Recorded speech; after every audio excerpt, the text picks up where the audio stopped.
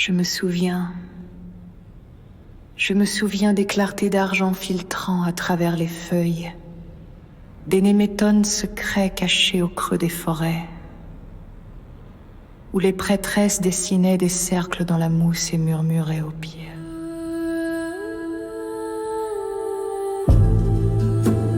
Je me souviens des feux de joie dans les clairières, des chants qui montaient comme une prière vers les étoiles, des tambours battant au rythme des cœurs unis.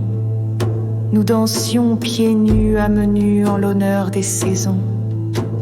Chaque sabbat, chaque solstice, chaque moisson était un poème offert aux dieux anciens. Je me souviens des femmes fortes, douces, entières. Elles célébraient la lune, leur cycle, leur sang sacré. Elles savaient que leur corps était un autel vivant et que leur puissance ne devait jamais être domestiquée. Je me souviens des hommes vrais, pas ceux qui dominent, mais ceux qui honorent, ceux dont la force protège, dont les bras bâtissent, ceux qui aimaient sans vouloir posséder, ceux qui venaient en paix, le cœur brave et le regard loyal. Je me souviens des tribus vaillantes, où chacun avait sa place, son rôle, sa lumière. Je me souviens des rituels à la grande-mère, celle qui veille, celle qui nourrit, celle qui punit aussi. Si ces enfants oublient leurs liens aux vivants.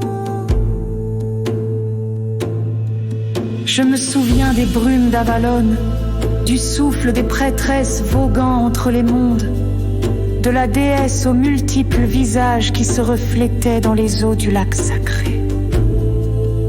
Je me souviens du petit peuple, des esprits faits, lumineux ou farceurs, qui dansaient entre les racines, les pierres et les fougères, et chuchotaient des secrets aux enfants qui savaient encore écouter. Je me souviens du grand Dieu cornu, seigneur des bois et des bêtes, compagnon des femmes libres, des hommes puissants et loyaux, protecteur des frontières sauvages, gardien des instincts sacrés.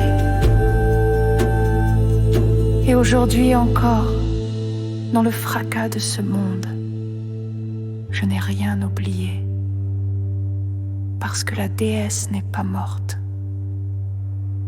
Elle n'a jamais quitté la terre.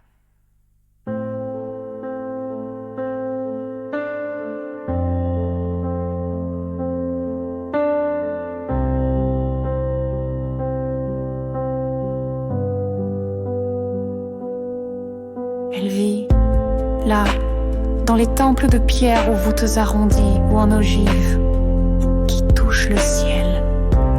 Elle vit dans ces alcôves couvertes d'ardoises, érigée sur les lieux mêmes où la déesse, jadis, était honorée sous les feuillages des grands arbres, dans les sources et les grottes. Elle vit là, dans celle que les hommes appellent Marie.